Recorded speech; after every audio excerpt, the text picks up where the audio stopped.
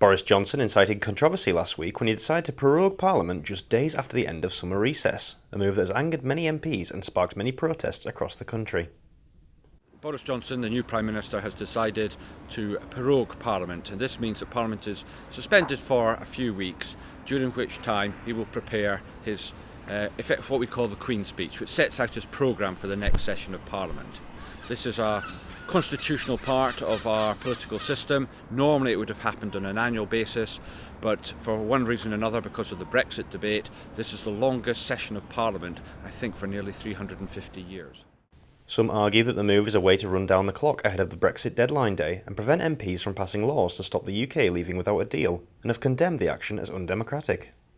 I would disagree with that, because I believe that this coming week we will have the opportunity to debate in Parliament. We will also have the following week. We will then, in the middle of October, have the Queen's Speech, and that gives a further opportunity for Parliament not just to debate the new programme that the Prime Minister is setting out, but also the opportunity to discuss the issues surrounding Brexit.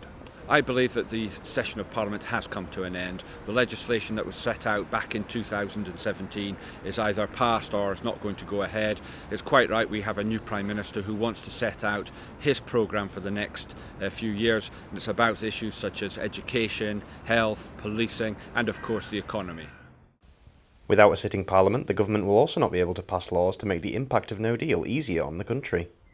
At the end of the day, people have got to realise that for the last 3 years, Parliament has endlessly debated the Brexit issue. We have had all sorts of debates. Hours have been spent by MPs and government ministers and opposition ministers discussing this issue.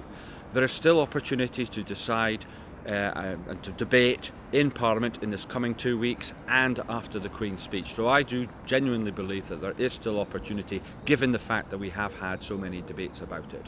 But we must come to a decision about Brexit. I think this country is getting utterly fed up. We must make a final decision as to what we want to do. Carlisle as a constituency voted 61.1% to leave and 39.9% to remain in the 2016 referendum.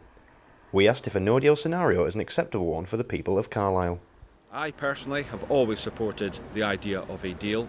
I want to see a deal if at all possible, but I have come to the conclusion that if Parliament has rejected the deal that is on the table 3 times, and the European Union will not budge, then the logical consequence of that is that we leave with no deal. So in any negotiation, you ultimately get to the point, if one side will not move, then you have no alternative but to accept that there will be no deal.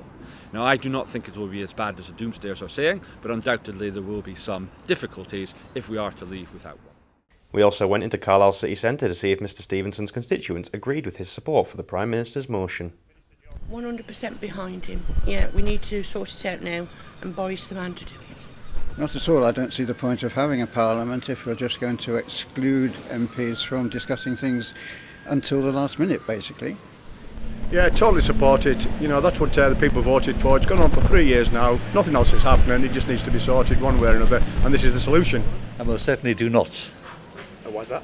Because I think it's an erosion of democracy, and it's by a big blonde bully, really, who doesn't quite know what he's doing and is fluffing around like a headless chicken. So I'm kind of on the fence. I don't agree with either. A cross-party group of over 70 MPs and peers are seeking legal action against the government, and over 30 more protests are planned, with everyone in the capital and across the country more aware every day that the clock is ticking. Kieran McFadgen, That's TV.